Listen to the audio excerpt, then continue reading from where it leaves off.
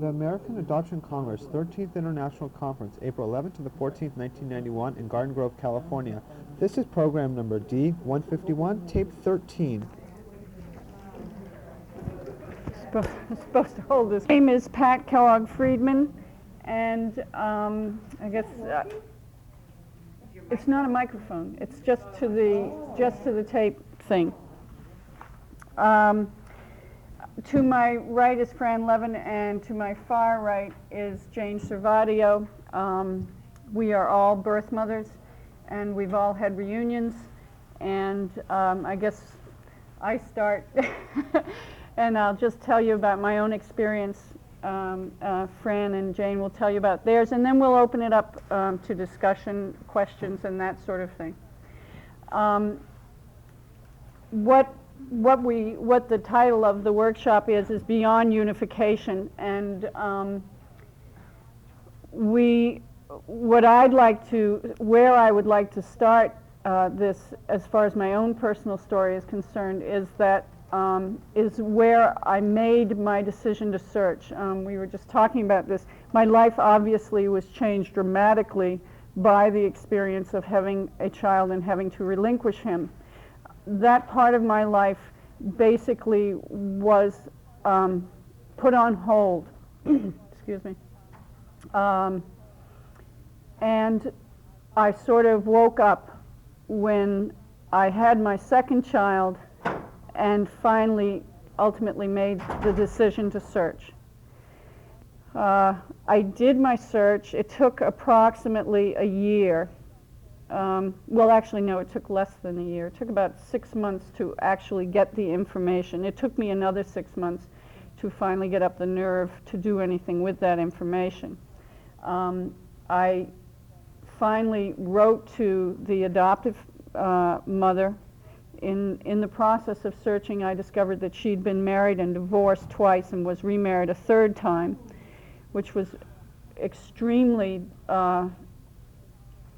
upsetting to me. So I have to say there was anger there. But I tried very hard to deal with it, particularly when writing to her.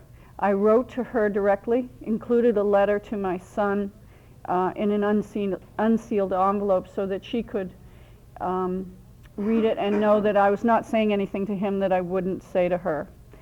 And I mailed them off on a Monday morning and just spent the next couple of days practically unable to swallow, breathe, do anything. I mean, I was, in a total state of fear and panic. Wednesday night, the phone rang, and a woman said, Patricia, and no one calls me Patricia except my mother when she's angry, and it didn't sound like her. And so I knew it was Arlene, and I said, Arlene, and she said, yes, and I said, are you angry? And she said, this is one of the happiest days of my life. And she burst into tears. And whereupon I burst into tears, and my 5-year-old ran upstairs and made me a happy finding card. We talked for about a half hour and agreed to speak the next morning. I sort of slept that night and got up the next morning and called her at 9 o'clock. And she seemed very reserved. And I thought, oh boy, she's changed her mind already. I had not at this point spoken with my son, who I knew was standing next to her the night before while she was talking with me. I had never gotten any information about him during the search. I didn't really even know if he was with her. I could not find, he was at that time 21. I couldn't get a driver's license on him. There was no death certificate, which I also checked. So I really wasn't sure what the status was, but she assured me that he was standing next to her. When I spoke with her the next morning, I thought that she really, her attitude had changed. It seemed that she was much more distant. And I said, is everything all right? And she said, well, I have something to tell you. If it makes a difference, I want this to stop right here. I don't want Brian hurt. And I said, well, you know, what is the problem? She said, Brian has profound learning disabilities and he's epileptic, and if that makes a difference to you, this is going to end right here. And I said that I had started my search for better or for worse. I knew that he had been adopted. That gave me peace. That was something I had not had for 20 years. And that he obviously was well, as well as he could be, and seemed to be happy, and that's what that's what I needed to know, and that I still wanted to know them both and continue the relationship. We met about a month, well, less than a month later. It was Thanksgiving weekend, and it was the most incredible experience of my life. First off, he looks exactly like his birth father, who unfortunately is dead, so it was like visiting with a ghost. And his mother was extremely warm and welcoming, and I have had a wonderful relationship with them for the last 4 years. As a matter of fact, as we speak, she is taking care of my husband and other son in Massachusetts while I'm here in California. And it hasn't been without its problems. There was a time when I resented sometimes the way she sort of referred to Brian. It took me a long time to realize that she'd lived with him for all those years with all of his difficulties, and he does have difficulties. She thought he was dying the first time he had a seizure, and she was afraid for him should anything happen to her. I am now his legal guardian should anything ever happen to her. I consider myself extremely fortunate. And one of the things, as I said in the beginning, my life was changed from that experience. My life has changed from this experience. I am no longer a person who can't make a decision. When I relinquished my son, I went off to art school. I got out of art school and I put away all of my materials, and I never worked again until my second son was born. And when he was 3 months old, I drew a picture of him. That was the only artwork I did until I met Brian. And then I started working again. Until I could resolve those issues, I could not do my work, which would come out, if any of you have seen the exhibition downstairs, 4 of the paintings are mine, and they were extremely painful to paint, and I would not have, I don't think I could have done it unless I had met Brian. And I'm just an entirely different person. I wouldn't be this person if I hadn't gone through the entire experience, but I feel that I'm a better one for having done the search. I certainly, I don't know,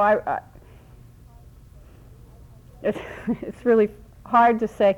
I recommend the search for better or for worse. I have to feel that it brings some resolution to people, because you get answers to some questions, and it's like you can finally continue with your life.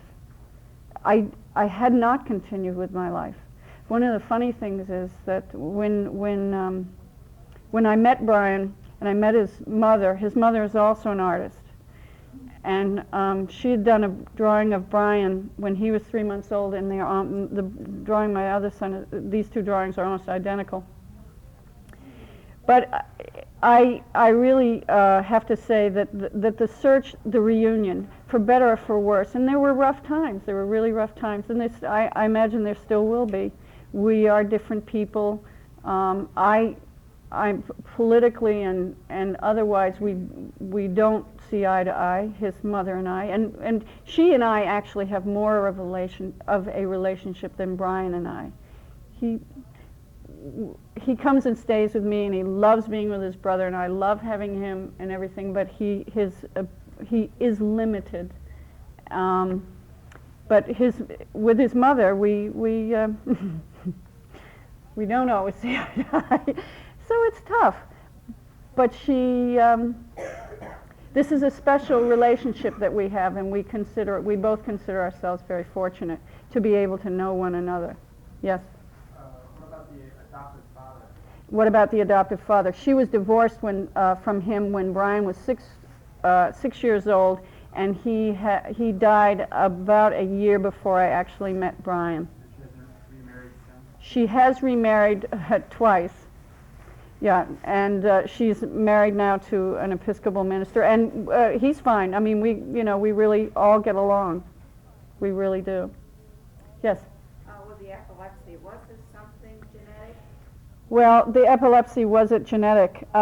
When we met, my husband and son, of course, were with me when we all met, and Arlene and I sat at the table. And he said it's one of the most poignant things he's ever experienced in his life. She and I sat at the table and talked about the possible reasons why our son could have happened to him. When I was giving birth to him, I was in active labor at midnight. It was Sunday, and the doctor wasn't there. They hit me with a needle. They were very panicked and literally threw me back on the table and said, "Hold your breath," and hit me with a needle. And I didn't come to until 8:30 the next morning. He'd been born a half hour earlier. And I have since gotten my medical records, and there's a litany of drugs that they gave me to keep me out. Is that the reason? I'm not sure. Arlene then recounted that when Brian was 4 years old, she was going into City Hall and dropped him, and he landed on a marble stairs on his head. And she thinks she's to blame. I don't think anyone can be blamed, and it wouldn't serve any purpose other than, if there were some way that it could help Brian medically. The doctors can't give us an answer. But it's easy to say that. That's why I brought this up, because society buys the medical need to know. Mm-hmm. So yes, certainly, it's a question that Arlene has always had, and it has, she lives with it daily, his abilities and disabilities.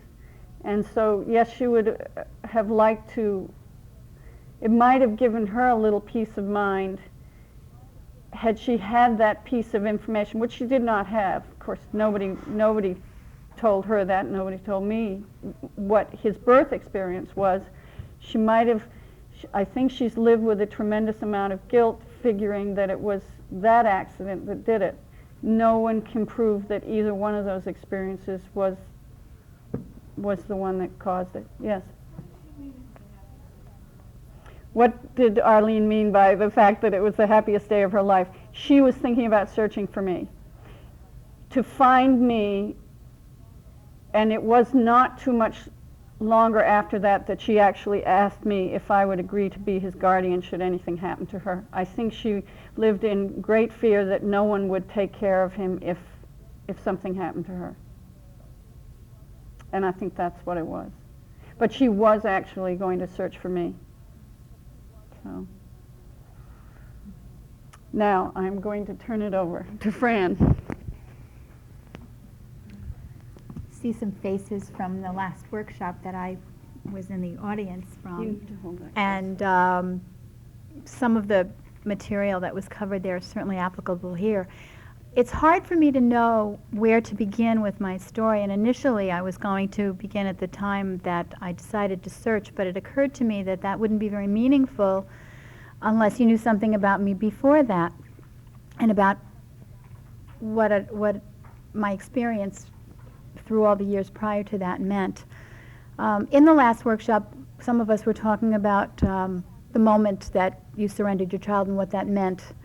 And it occurred to me that the moment of surrender for me was the day I told my parents that I was pregnant. 2 weeks prior to that, my father had forced me to break up with my boyfriend of a year and a half because we were getting too serious. I was 17. And we were different religions, and he was 3 years older, and he was, he was in college already. And I was 5 months pregnant, but in terrific denial about that.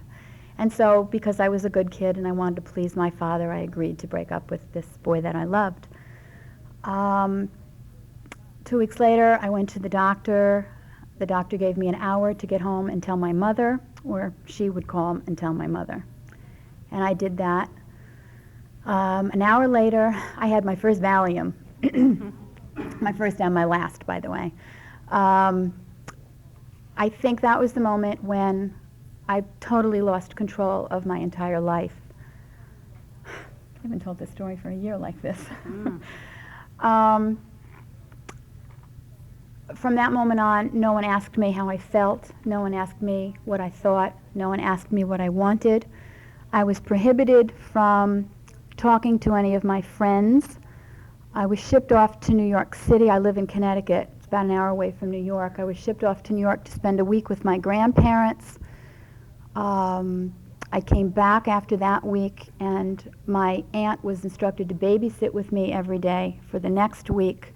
If friends called, my parents were told that I was being punished and I was not allowed to talk to friends. The reason that they gave was that I had threatened to run off with my boyfriend, and therefore they were going to prohibit me from seeing him or seeing any of my other friends who would collude to allow me to see him. At the end of that 2-week period, my grandfather retired from his job. His son, who was my maternal uncle, had a heart attack. My grandparents left my uncle in the hospital with a heart attack and took me to Tucson, Arizona, because my parents didn't know anybody there. And we took a little garden apartment near the university where I spent the next 4.5 months waiting for my baby to be born. All that time, I knew that I was giving birth to someone else's child. This was never to be my child. I had no opportunity to reflect on what that would mean. And so I became a vessel, I suppose. Just an interesting sidelight was that while I was out there, I met a young man who was a graduate student at the university, and he became a good friend to me. And we told him a made-up story. We made up a different story for him, and that was that I had had an annulment before I found out that I was pregnant. This was 1963. Make a long story short, my child was born on March 7th. On March 21st, I signed relinquishment papers, and that's really all I remembered. I remember going to the hospital. I do not remember giving birth. The non-identifying information that I originally received told me all I had was Demerol. So the fact that I can't remember any of it is very puzzling to me, because I had Demerol with my son, and I remember every minute of that labor. Also, an interesting sidelight was that I don't believe I gained more than 4 or 5 pounds the whole pregnancy. There are photographs of me taken right after delivery in a bikini. I looked great. Never looked that good again. So we left Arizona very promptly, made a little side trip out here to California, and came back to Connecticut, where my father promptly enrolled me in secretarial school. I became the quickest study you ever saw. Was typing 80 words a minute by the end of the summer. I've worked in a law office, went back to my same high school, and graduated a year late. Everyone, I assumed, bought the story. In all that time, I never had contact with my former boyfriend. My friends told him that I hated him because he had gotten me in trouble with my parents. No one ever mentioned the fact that there were rumors about my pregnancy, except one boy who had been a real good friend to me during my entire childhood wasn't allowed to see me anymore. To this day, we don't talk easily. I live in the same town now, by the way, still. And then the years went by. I made new friends. I graduated from high school with honors. I went to college. I made the mistake of sharing the information about having had a child with one of my boyfriends in college, and He dumped me, and I don't know if he dumped me because of that or because whether it was too heavy for him or because he was too young to get involved. I'll never know. But I decided at that time that I would never take a risk and tell anybody else ever again. My senior year in college, I met the man who is now my husband, and I couldn't take the risk and tell him. So I didn't. We got married. I begged him from the moment we got married to please, could I have a baby? He kept saying he wasn't ready, and 4 years later, finally he succumbed and we had baby. It took me a year to get pregnant. I was terrified I'd never be able to have another child. My son was born 3 weeks late. I gained 45 pounds. This one was going to show. I had natural childbirth, remember every minute of it. It was the most exhilarating experience of my life, and I became super mom. I had been a teacher and proceeded to enjoy every moment of that child. I so overprotected him that he didn't go down a slide till he was 6 years old. He's a pretty neurotic kid, but he's all right now. He's going to be all right. He wants to go away to college, so I figure we're all right. We had 2 more children. Had 2 boys, and the interesting thing to me was I had never seen my child when I gave birth. I didn't know if I had a boy or a girl. They were instructed not to tell me. Something in the back of my head told me that I had a daughter. I once asked my mother shortly after if she knew whether I had a boy or a girl, and she said she didn't know, but there wasn't a bill for a circumcision from the hospital, and so she figured it must have been a girl, but that was the only information she had. So I imagined a daughter, and so when I had 2 sons, I imagined that I would never have a daughter. I begged my husband to let me have another baby. We tried for a girl, and I couldn't get pregnant, and we used that little book that they had. And finally, we stopped trying for a girl, and I got pregnant again, and I had visions of my 3 sons. Remember that cute little TV show? And there I was going to be the mother of boys. When I gave birth to my daughter nearly 12 years ago, it was the most liberating experience I'd ever had. I felt God had forgiven me in some way, and that now I would have a daughter. But I still wasn't sure. And I just kind of went on with my life, you know, the way you're supposed to, the way they told me I would.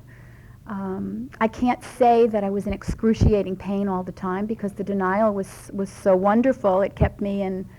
It allowed me to be a super mom and allowed me to really become more than I might have been because I was such an overachiever. Her birthdays were particularly difficult for me. When my daughter was 2 years old, the one I surrendered, Molly, her name is, my grandmother died the same week, and after that, I always got the 2 dates mixed up, so that the whole month of March was, to me, the worst experience. And every March I would dread the end of winter and the beginning of spring until I could get through to my birthday, which was early in April. When my little girl was 2, I went back to work as a teacher. I worked in a variety of schools, and then I found my way to the job that I have now, which I've had for about 5 years with a social service agency in the same town where I live. Part of my job was to network with school social workers and school guidance counselors who make referrals to my organization for kids who need like a big brother or a big sister. And in my travels, I ran into my daughter's birth father, who happens to be the assistant principal of one of the schools in town. And I had not seen him in years and years and years. He turned out to be a real nice guy. In addition to that, we were housed in a tiny little office, and one of the other departments in our agency is an adoption department. And because our office was so tiny, some of us shared. And I happened to share an office with the social worker who counseled birth mothers. That added to the plane crash over Lockerbie, Scotland, where I sat and read the casualty list to see if there were any young adults aboard who were the same age as my child. And my father's death in June of '89 all hit me at the same time, was within a 6 or 8 month period. And the denial wouldn't go away. And my daughter's 25th birthday 2 years ago, when April came, I wasn't better. I couldn't put it away anymore. But there was still no time for me. I had spent my entire life doing things for other people, making other people happy. My mother-in-law had come to live with us. Not only was I the perfect mother, but I was the perfect daughter-in-law. My father died in June. My mother-in-law had open heart surgery in August. My son's bar mitzvah was in October. There was absolutely no time for me to do anything for me. In October, the day after my son's bar mitzvah, I went to the library and I found some adoption books. I picked up the phone and I called Arizona. Had no idea who I was talking to or where to call, but I knew I had to get some information. I just needed to know. Some wonderful people whose names I probably wrote down and are in a file box somewhere, and someday when I get my act together enough, I will call them again and tell them what happened, gave me the names of the right people. And when I say the right people, I mean the people in this movement who help support you when you really need it. And a lovely woman in Arizona sent me to Jane in Connecticut. And I went to my first support group meeting in December, and I had never, ever seen, to my knowledge, another birth mother. I expected that they would be this weird group of women who were ugly and who all looked like terrible people. And it turned out there was a huge variety of people, and they were all nice people. And they were people just like me. And they weren't bad, and they weren't ugly, and they weren't mean, and they hurt just like I hurt. And I left that meeting a changed person. I never saw anybody so changed. Thank you. 3 months later, after a fluke ad that I placed in a Jewish newspaper in Tucson, Arizona, I got a phone call from my daughter. The non-identifying information was 4 pages long. They gave me her first and second name, but not her last name. I knew the family dynamic. Part of my search was so horrible. I lied to a cantor. I mean, you don't lie to a cantor. I mean, I said, if I get to the point where I have to lie to a rabbi, this is it. I'm out. I couldn't do that. So, thank goodness, friends of Molly's parents who still lived in Tucson saw the ad that I placed in the paper, called them. They were living in Los Angeles since 1966, and they had my telephone number for several days and couldn't decide what to do with it. But being the kind of people that they are, they realized that they had to give her the information, and they did. And when I met her father, he said to me, what I told Molly was, she's going to find you sooner or later, so you have the right to decide now when to make contact. But you better hurry up, because she will find you. And she called me 2 days after she had my phone number.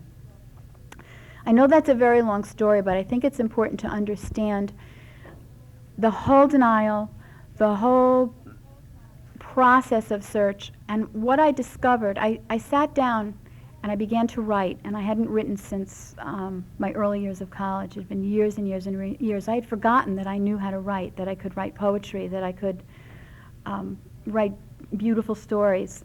And I sat and I just wrote and I wrote and I wrote. And the search for my daughter became the search for myself, to reclaim the person that I should have been. When did you tell your husband? Good question.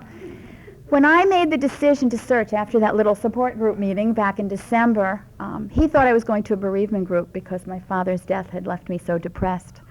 Actually, what happened, my father's death had left me angry, because on my father's deathbed, he and my mother forgave me again. They weren't that solicitous. They said to me that they were proud of the person I'd become and that I'd overcome this thing that had happened to me. And it was the first time, in many, many years that they'd even discussed it. They never asked me how I felt. So this anger began to build in me.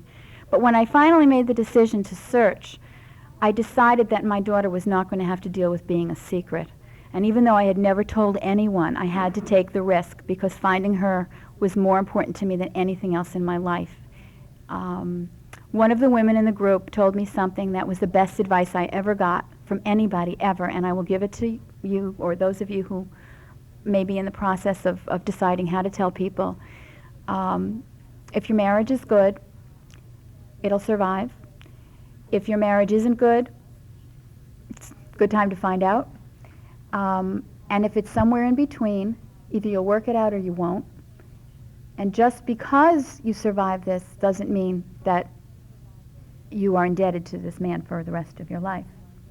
I thought that was a real good lesson, that the whole thing didn't hinge. Nothing had to be black and white. Nothing was etched in stone. I did experience a great deal of anger at my mother.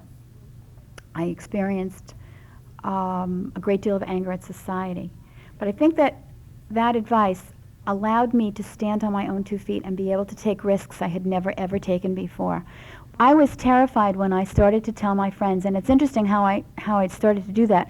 I chose them in the order of closeness. The one who was most close to me was the one I told first, and it kind of trickled down from there. Had you told your husband already? I told him first, and then we told the children, and then I began telling my friends one by one. What about the birth father? I'll get to him in a minute. I'll get to him soon. What did my husband say? My husband was shocked. He was thrilled I wasn't dying. He had seen me crying. He had seen me depressed. And he thought that I was going to tell him that I had an incurable disease. After that, I did, it's true. After that, it took him about 2 weeks to kind of figure it all out. He felt that I didn't trust him or trust our marriage. But basically, what I tried to explain to him was that I really didn't believe it had anything to do with him or our marriage, that it had to do with my shame and what society had done to me, and that I couldn't trust anybody because I couldn't trust myself. Does that kind of answer questions? Anyway, so I told my friends one by one, and their reaction to me was so surprising. Every one of them cried, and everyone held me, and everyone told me that they loved me, and only one person made the mistake of saying to me, "You did the right thing." She and I are not as close as we used to be. But all the rest of them have been so involved and just so supportive that it, again, validated me as a person, because I said to myself, you know, you really chose great friends. They're really the wonderful people you thought they were, and people really will love you no matter what. The other thing that happened was that some of the friends that I had told had heard the story about me years and years and years ago, never mentioned it to me out of respect or out of the feeling that if it was something that I wanted to discuss with them, I would. My best friend from high school had heard the stories. She never said boo to me, and she was so happy and so thrilled that that to me, again, was just another validation of the kindness of these people and how wonderful and how supportive they were. Also at the time, in answer to your question about the birth father, I decided that, again, I didn't want her to have to deal with secrets, and I also felt that because he lived so close to me and he worked in the same town where I lived and worked, that it might get back to him. So I really felt that I owed it to him to tell him what I was doing. And I did go to see him, and we talked for a long time, and that was very healing. It was very, very healing. I found out that I had not made a mistake in judgment, that he indeed was a really super guy, and that it was very sad that things didn't have the opportunity to work out for us. He had never told his wife because I had never told him, even though intellectually he should have known because everybody else in town knew. But that's water under the bridge, and I've really worked that through. Sometimes I get angry with him because he is not really involved in the reunion, but that's his choice. He's not an initiator, and he was happy to meet her when she came to Connecticut, and they met once, and we had an hour, the three of us together alone, which was really nice. And we'll probably never have that again. My daughter is not interested in pursuing a relationship with him, which is just as well because his wife doesn't want his children to know, and he has adult children, and it's really too bad. But Molly doesn't want to push that either, and that brings me to the reunion part. Our reunion has been interesting. It's not typical, although some parts of it I've heard before from other people. To sum the whole thing up, she's thrilled to have me in her life. She's thrilled that I found her, that she was worth searching for. She's had a wonderful life. She is totally bonded to her family and totally committed to them. She is having a very hard time feeling like she wants to be part of two families. And she really wants me for a friend. And I, on the other hand, don't feel like I want to be one of her girlfriends. I'm not like her other girlfriends. I feel the same way, and this surprised me. I feel the same way about her that I feel about my other children. And her answer to me is, you carried me, I didn't carry you. So she, as much as I might have bonded to her in utero, she didn't bond to me in utero. And I don't understand that except in the context that she fit very well into her family. Her siblings fit differently, and evidently her older brother had more problems than she did growing up. And the oldest brother fit pretty well into the family style and had fewer problems as an adolescent than the middle brother did, which I thought, is interesting. We've been together 3 times. I've been out here twice. She's been to Connecticut once. I will see her tonight for the 4th time. She couldn't make it today. And I was disappointed about that, but I didn't tell her, so I guess now she can't hear the tape.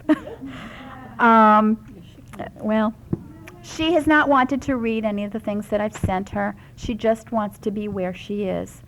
And I've had a very hard time with that because part of me intellectually wants her to have an awakening and want her to need me and want her to want me and want to be aware of all these issues, which she clearly doesn't have or is not aware that she has. And within the last 4 or 5 months, I've had to back off, become more patient, and give control of the relationship totally over to her. I have not called her since January, except on her birthday.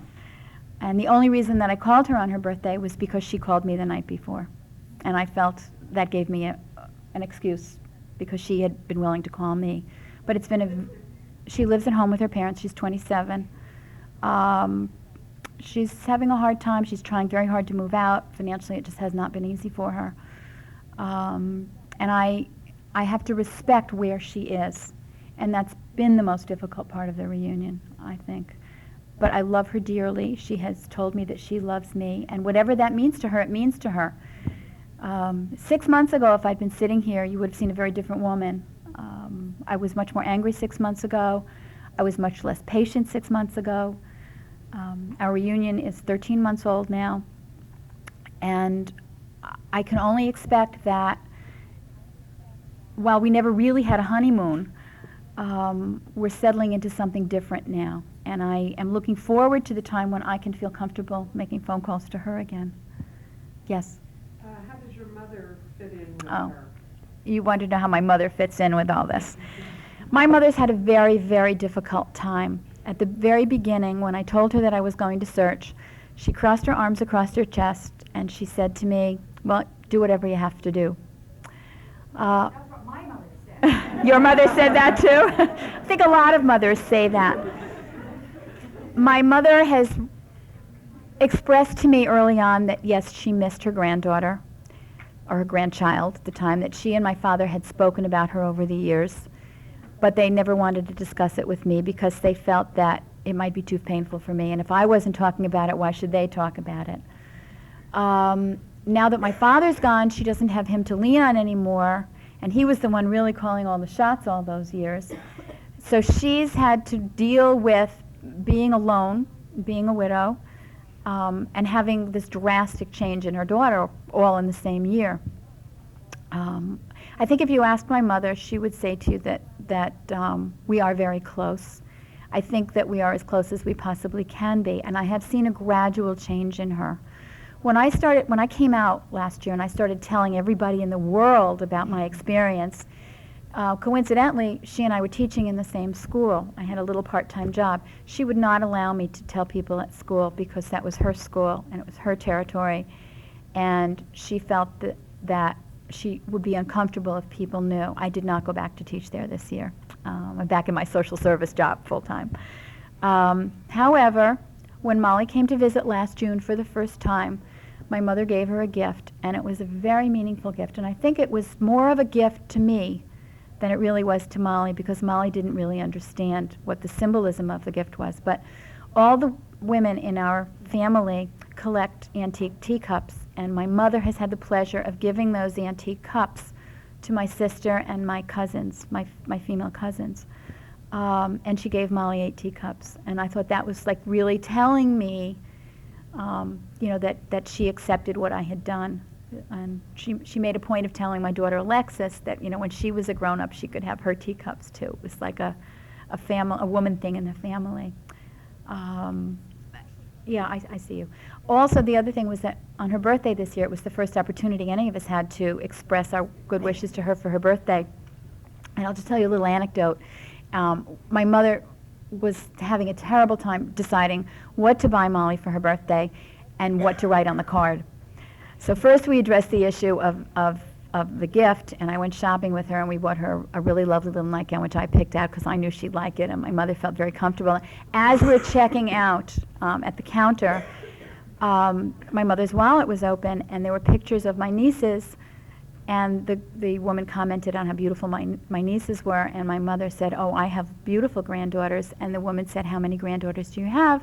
And my mother said 3. She forgot Molly. She's still not ready to fully accept that, but she did sign the birthday card, "Love Grandma," and she put it in quotation marks. So she's still going through an ongoing process. Molly asked me if my mother felt guilty recently, and I said to Molly that I really didn't think my mother was ready to feel guilty. She has to believe that she and my father made the best decision. She needs to believe that. And we've even talked about my mother's denial, and she admits that she's in denial. She does admit that. But just the fact that we can talk about it has improved our relationship. And I can accept my mother now for who she is. That's where we are.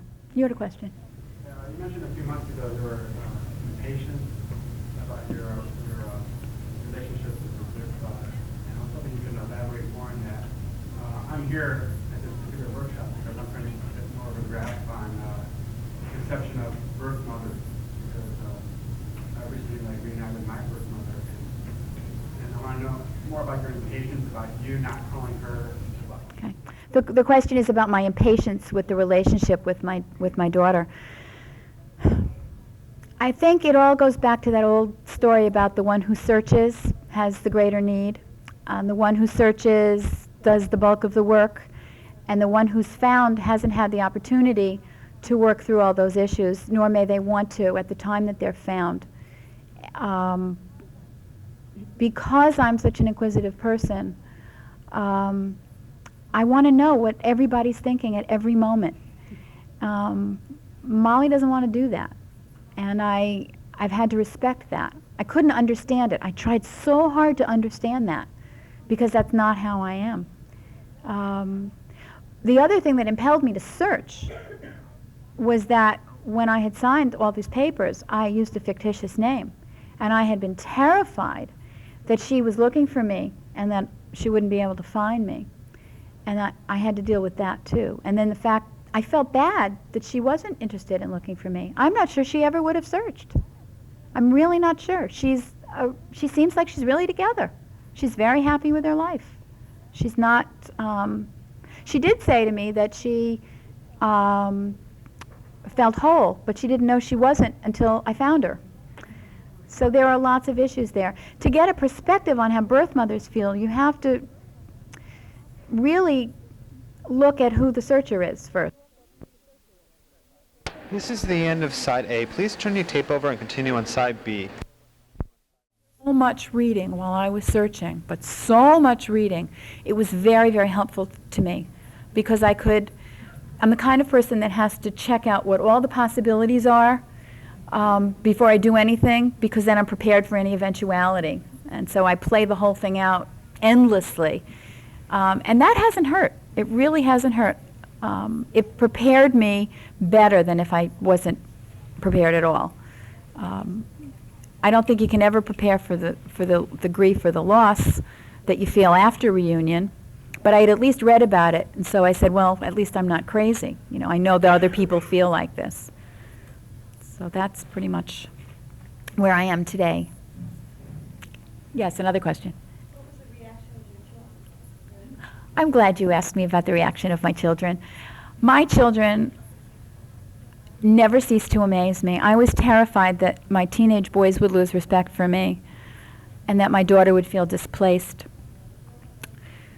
I told my oldest son alone, because he was at work, after I had told the two younger ones together. My son, who was then 13, who's the middle one, said to me, "Mom, that's really sad, but I have to tell you something. You know that broken chair in the living room? I did it." We've been going around about that for about a month. Nobody knew who broke the chair in the living room. And my daughter, in her infinite 10-year-old wisdom, said to me, with tears running down her face, "Mommy, that's the saddest story I ever heard. You weren't real bright, were you? Didn't you know anything about birth control?" This is from a 10-year-old.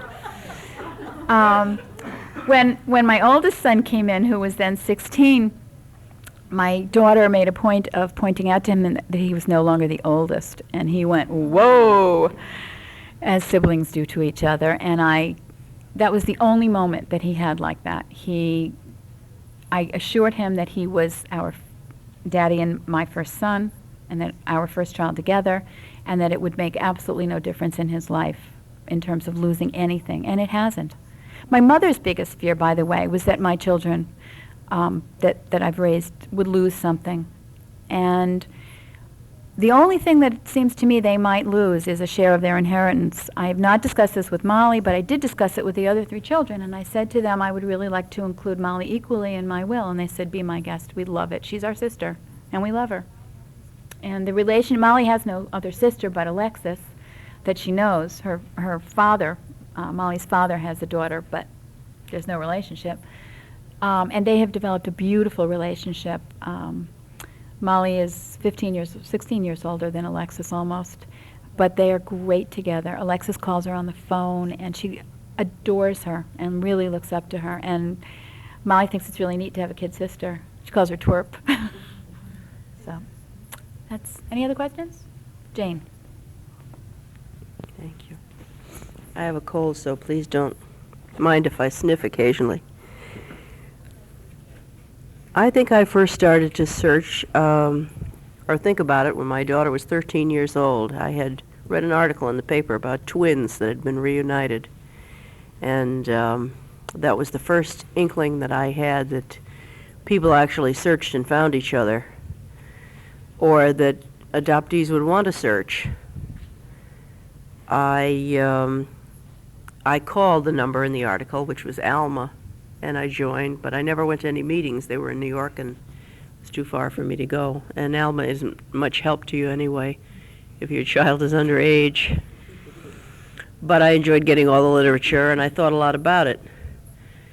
I had not had any other children. I wasn't able to relate too well to children after that. I tried to avoid them. I tried very hard to avoid them. All my friends were having children, and my sisters also, but and some of them, of course, I couldn't avoid, but I tried. I never did have any others, and I can't say it's really bothered me too much. I had so many other things on my mind that I never really gave it much thought. But I allowed myself to think about reunion for a few years, and then I put a letter in her file, She had been born in Massachusetts. I went to a maternity home in Worcester. And when she was 17, I had found out that you could put a letter in the file. So I did that, and nothing happened. I found out later that she didn't even live in this country, so she would have no way of knowing. And I don't think, even if she had known, I don't think she would have done it. I don't think she would have inquired. But I waited a year or so, and then a search group in Boston helped me to find her name. It took about a year. And as soon as I got it, interestingly enough, the adoptive parents, when they adopted her, they lived in the same town that I now live in. And so I just went down to the library and looked them up in the city directory, and it turned out that they had moved to Central America, which was where her adoptive mother came from. And the adoptive father, had come from a town not too far from where I lived. So I looked in the phone book, and there was only one other person of that name, and it turned out to be his brother. And the brother was very forthcoming over the phone, gave me their address in Guatemala, and he said that his brother's wife had died a few years earlier. So I knew that her adoptive mother was dead. So I wrote her father a letter, and I told him who I was, and I heard nothing for the best part of a year. Then I wrote him back, and I told him I wasn't sure what to do next because I hadn't heard from him. So he wrote me a letter right back, and he said that he had given her the letter the first day that it came, and he thought that she had taken care of it all. It kind of made me wonder what kind of a relationship they had, that he wouldn't say to her, like over the dinner table, "Have you written to that woman?" or "What is happening?" But apparently not. He said, he told me something about her. He said that she played basketball, and she was always a very good student, and that she was studying to be a veterinarian. And it certainly would save us a lot of money to have a veterinarian in the family. But he made it sound as if that he didn't approve of that career, that she had insisted upon it. And he said that perhaps if I wrote her a letter directly, she'd respond. So I wrote her a letter, and 3 months later I got one from her. She sent a couple of pictures, and she said that when she got my first letter, she felt a little peculiar, but she was glad on further thought that I had cared enough about her to look her up. And she said, "Write me back and ask me anything you want, and I promise I'll write back." I wrote her back, and I told her that my husband was her father, and I sent her some pictures of us. And I didn't hear from her for 3 years after that. So after 2 years of going out to the mailbox every day and expecting something, I finally said to my husband, "I'm going to go there and see what's happening." I had written to her periodically, Christmas cards and birthday cards, and once in a while I'd send a note saying, "Is something bothering you? Could we talk about it, or maybe we could discuss it?" But I never heard anything. So once I decided I was going to go there, I met with a lot of resistance from my husband, who was quite certain that they shoot people in the streets there. And of course, a few months after I had said that, they did shoot people in the streets there. So that it didn't help my cause any. But I didn't care if they were at war there. Anyway, he put up such a fuss about it that I didn't. He kept saying, if she wants to see us, then she'll come to see us. But she wasn't doing that, and I couldn't wait any longer.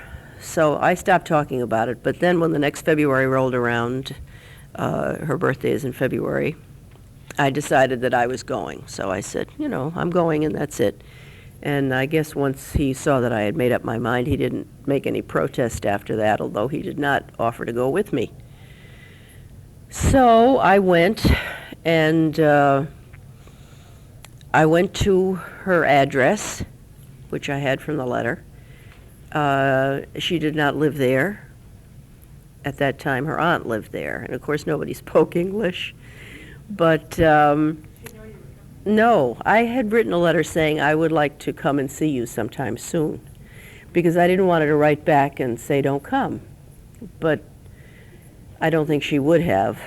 Anyway, I didn't hear anything from her. So I went, after leaving a note at this house, I went back to the hotel, and she came there that afternoon. It was very, first of all, I thought she'd be tall, I suppose because her father said she played basketball. But she was very short, very short. As a matter of fact, she looks just like my mother-in-law, who is only 4'10".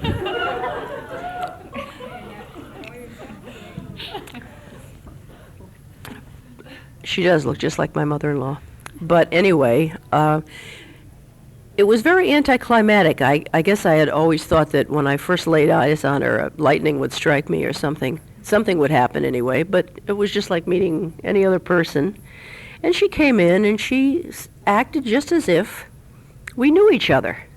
And we had seen each other every day of our lives. And she sat down and we started talking, and I showed her some of the pictures I had brought, and she was telling about her studies and all. And she said, well, I'd like to stay tonight, but I have this appointment with one of my professors. And she was doing some kind of a thesis on the slaughtering of pigs or something. They have a hard time there because the native people, of course, slaughter animals right in their homes, and I guess it's a public health hazard. Anyway, she was very concerned about that. So anyway, she came back the next day and took me around to see all the local hot spots. And but it was strange. She never asked me a single question, nothing. And although I had sort of explained the situation in my letters, I didn't go into any great detail. But she never asked me a single question. Then the next day she brought her boyfriend with her, who spoke only Spanish. So she spent the whole day translating between us. And she asked me what time of day she was born, but I know he put her up to it. But that was the only question she ever asked me. And of course, then I was afraid to ask her anything. So I never got any questions answered. She took me around to show me where she went to school, and her father had by this time moved back to the United States. He was living in New Hampshire. She had a younger brother. They had adopted him before they left. He turned out to be a real bad apple. He graduated from stealing out of his mother's pocketbook to robbing banks, and had spent a lot of time in jail. And Julie told me that her parents would always say, "Why can't you be a good kid like Julie?" You think that parents would know enough never to say such a thing. But anyway, I'm glad that, it's terrible to say, but I'm glad that mine was the good one instead of the one that was in jail.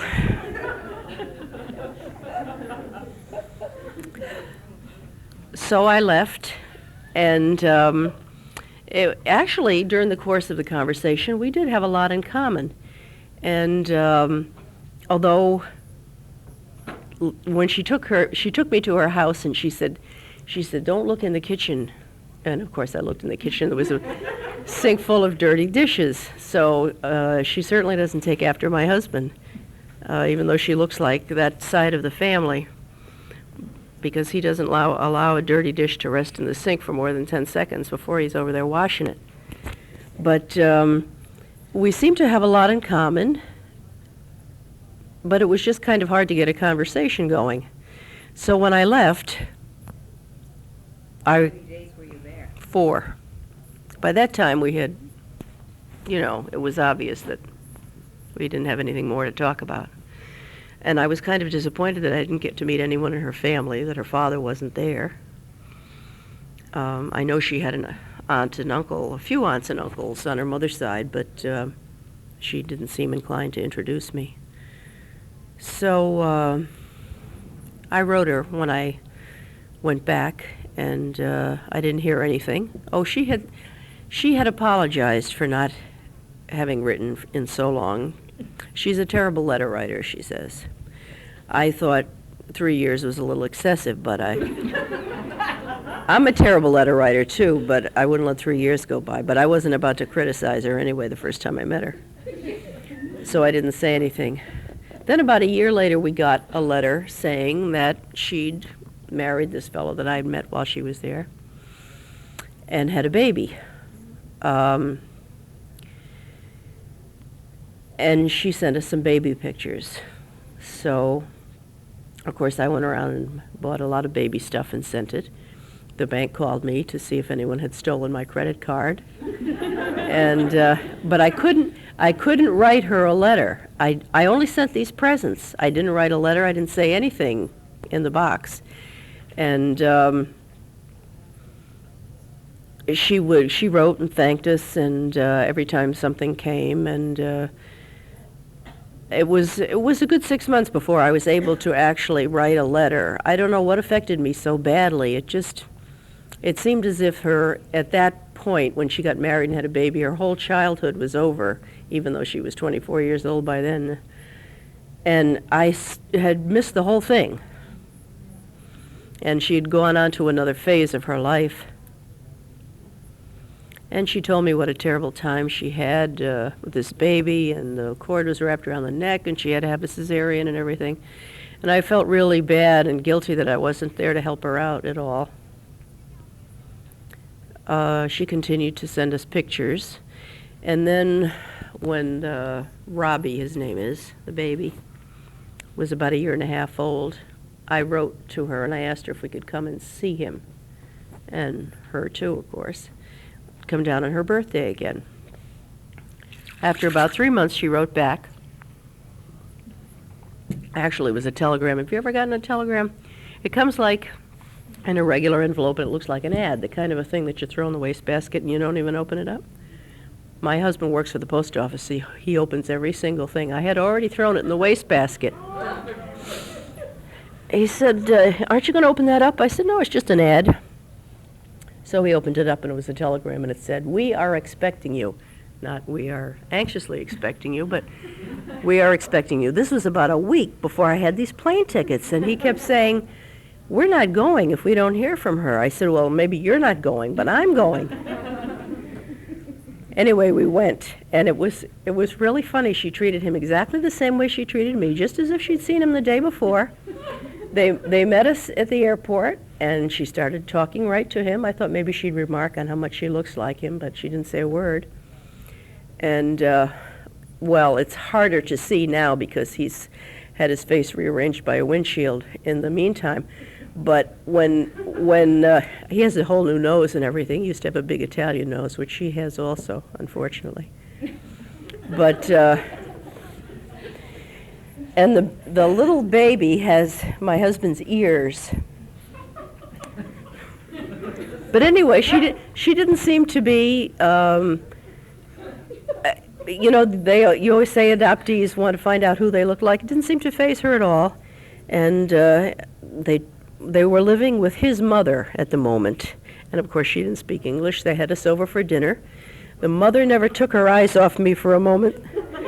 She probably said to herself, two people can't possibly look this little alike and be related. But she was very nice, and the husband was a good cook, and my husband talked to him in Italian, and he talked to him in Spanish, and they got along. They got along fine.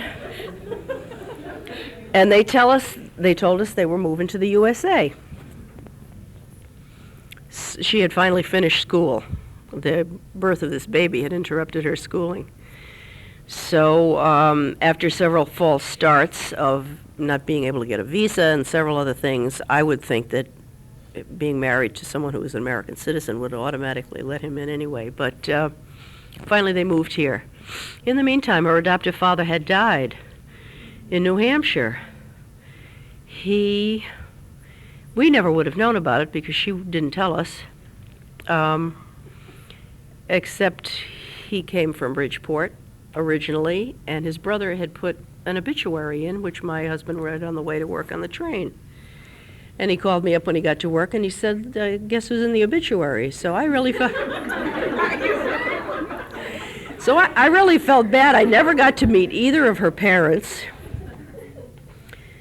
When we were down there together that time, she was going to take us over to her aunt and uncle's. So she had told them that we were there, so I was pleased about that.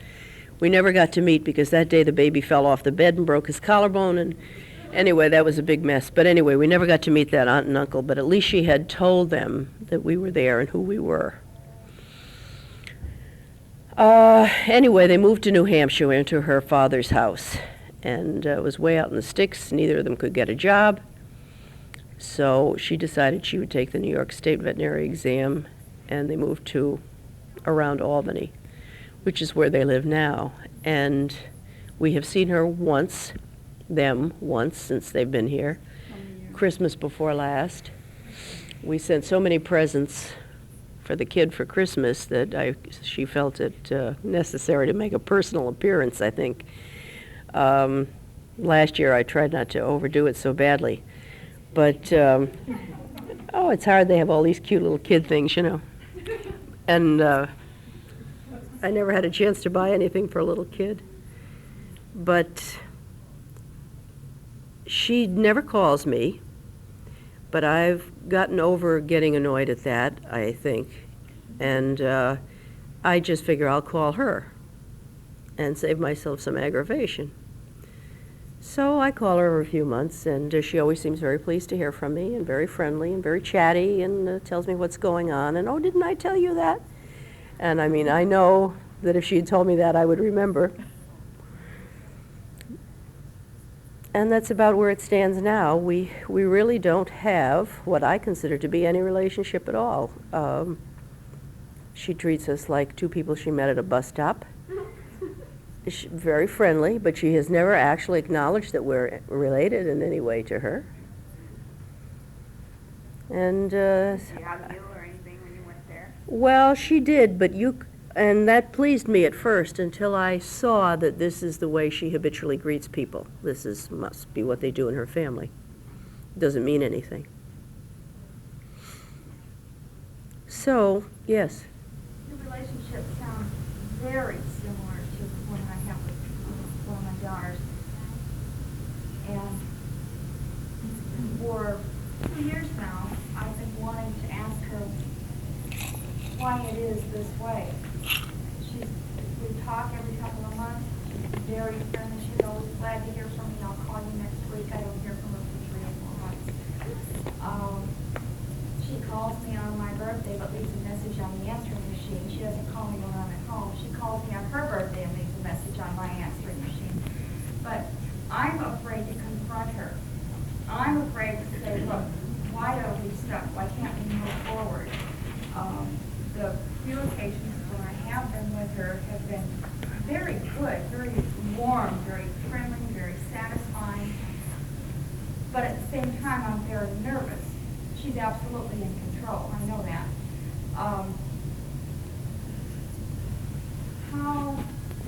I guess reading this and hearing every syllable you uttered, how do we move forward? How do we ask them why they don't? I want her to want more. Why doesn't she want more? I finally decided to take the bull by the horns a couple of conversations ago and start asking her personal questions, and I did.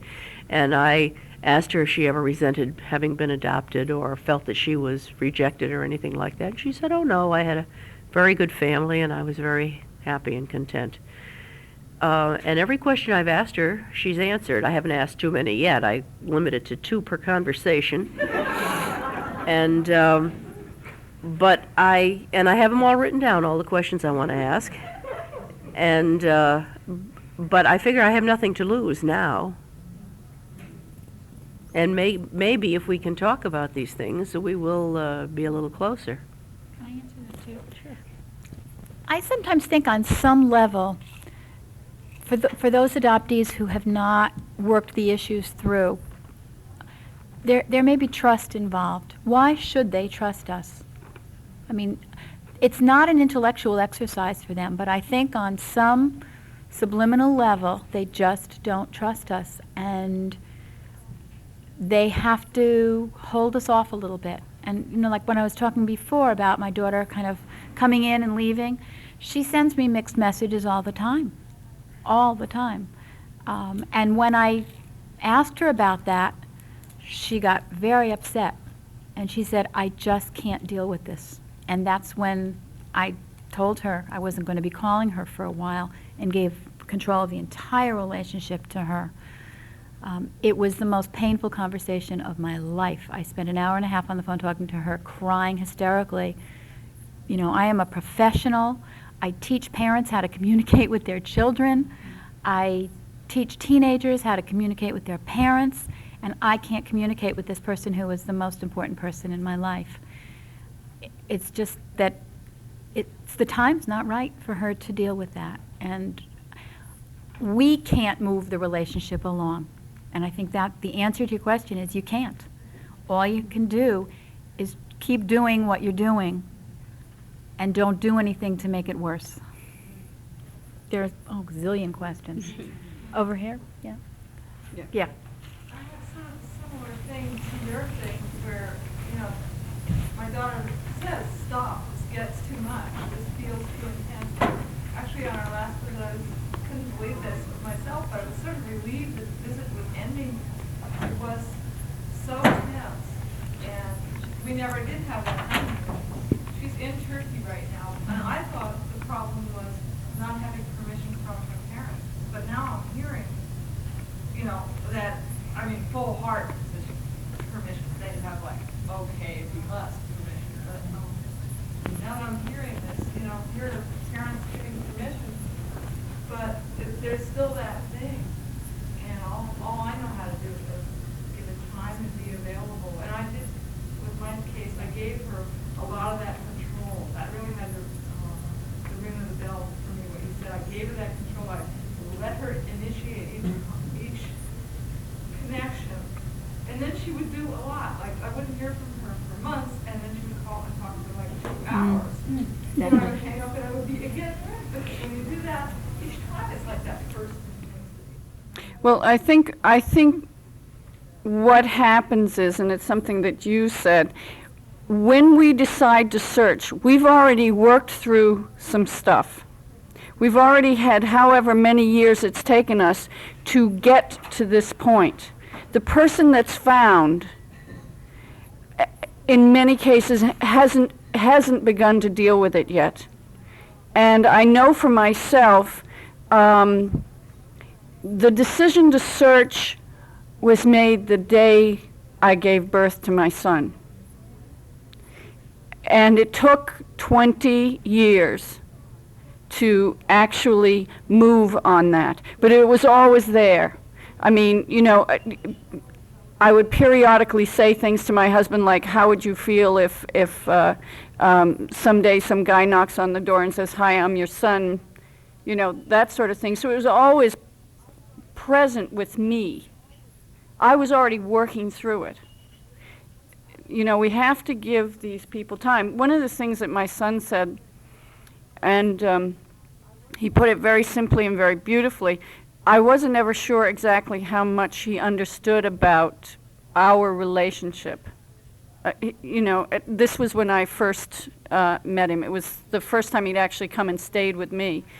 And we were in the grocery store, and I just, you know, the time was running out, and he was going to leave in a little while. So I just said, well, how do you feel about all of this? You know, how do you feel about it? And he said, well, that he was really glad that I had searched for him because he never would have looked for me.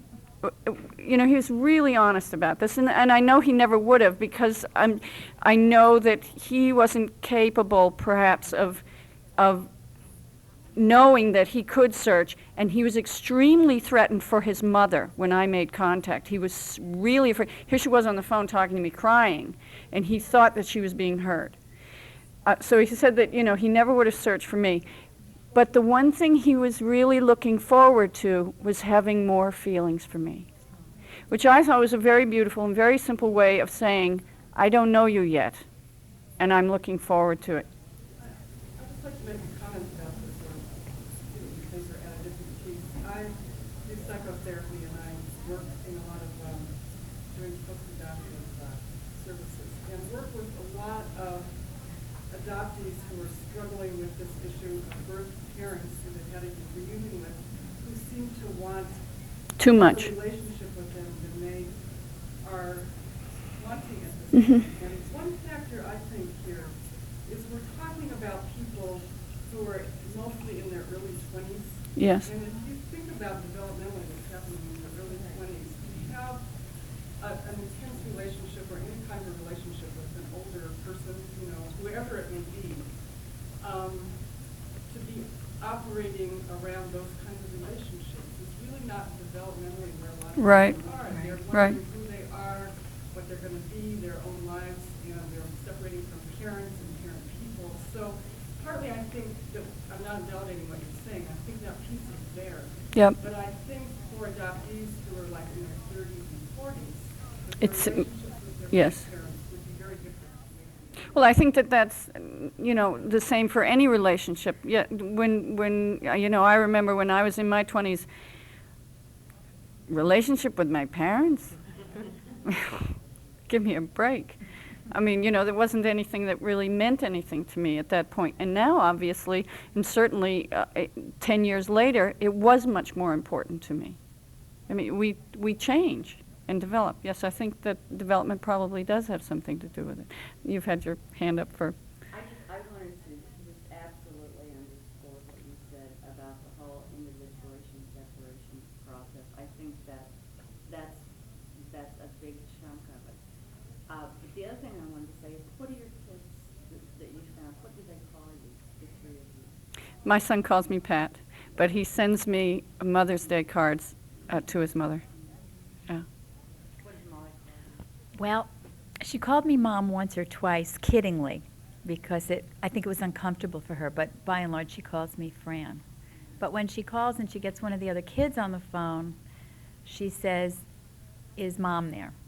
But I think she's talking about their mom, not hers. So we're still playing that game. And I'm sitting here having an anxiety attack because I'm going to meet her for dinner. I'll leave. She'll wait for, let her wait for me once in a while. Now she really can't hear this. Might wake her up a little bit.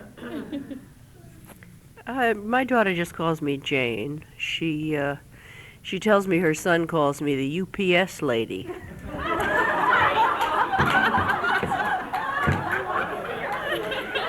Because he recognizes that truck, and he knows when it comes into the yard, it's something for him. No, I don't think she has ever explained to him our relationship, but I'm sure she'll have to sooner or later. He'll wonder who these people are who keep sending him things. I had a roommate with my daughter a year ago. We actually met after a couple of years of writing for overseas after I found her. And the reunion went really well. But then the period of time of going back and being kind of overwhelmed by all this happening. And then I had this feeling after things were settling out again, suddenly a big distance. And I finally got the courage to call her and ask her what was happening. And she said that, well, she wasn't sure about the relationship. She wasn't sure what it meant.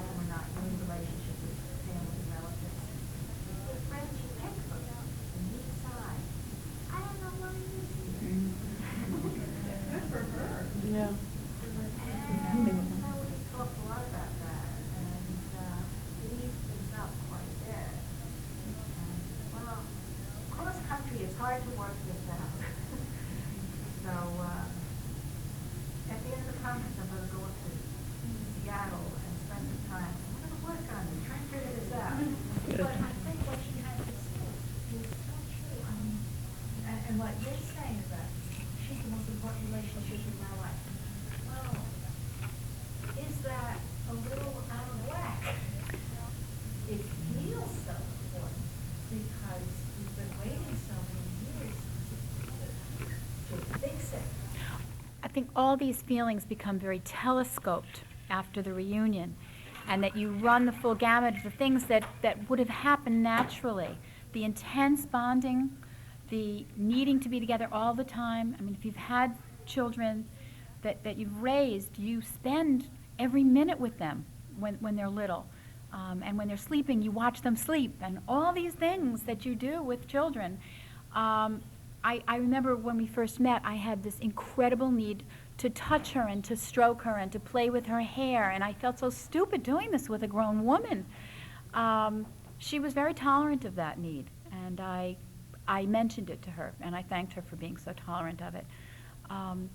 The other thing that you talked about, the geographical distance, I think plays a large part in how intense and the weight that each conversation carries, because each one is so important because there are so few of them, and each visit is so important because there are so few of them. It's not natural. I mean, it's just, that's not how people build relationships. Molly keeps telling me it takes time to build a relationship, and I think to myself, well, if you're living 10 minutes away, it doesn't take quite so much time as if, well, really? Okay, well, emotionally, okay. Okay. Okay, geography is part of it, but I think the emotional readiness is the other part of it. You had a question, yeah.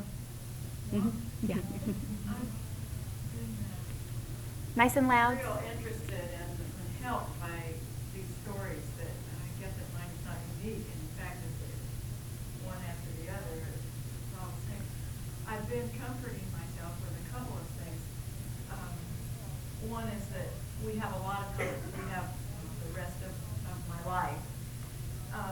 But I'm a psychotherapist too, so I put this set on it that there are, say we pop into these children's lives and they start up with us. And when I first had the reunion, my son, last year my son was 30, although he's not married and still might be behaving as if he were a younger person.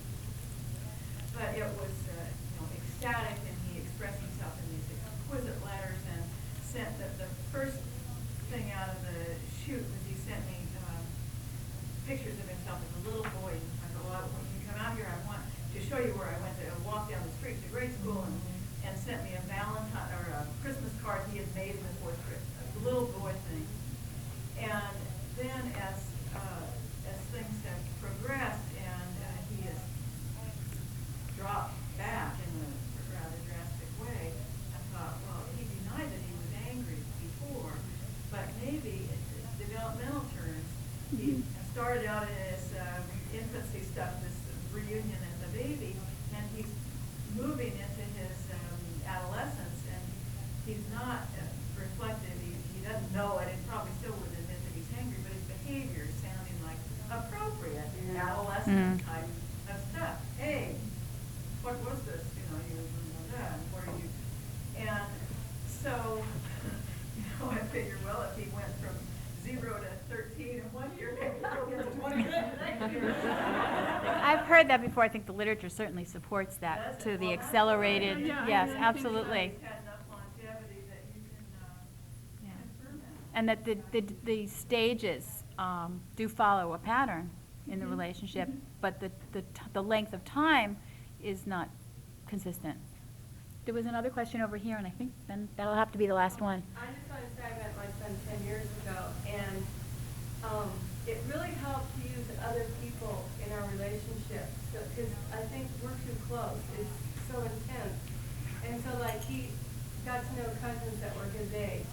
And so we would have a friendship through the cousins. And then later on, he started getting to know people I worked with, and he dated a girl I worked with. So then I got to see him more because he was with her. And then later on, I met his grandparents, his adopted grandparents. And so then I got to be with him in a roundabout way because I always was talking to his grandmother. And then eventually, this is over 10 years.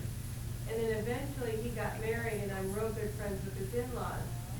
So sometimes I think we try to make our relationships too intense.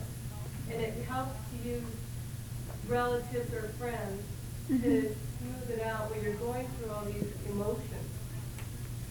You know, so if you don't have that much in common right now with your spouse, maybe you can befriend their friend, or you can have a friend that's more their age that you work with or you're related to, or an aunt or a grandma or a cousin or something. It helps because then they don't have to be so intense. They can relax and enjoy someone that wasn't involved in the whole. I think too, time is the answer. Time and patience and more time and more patience.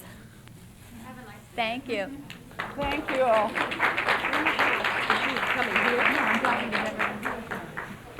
This concludes this session.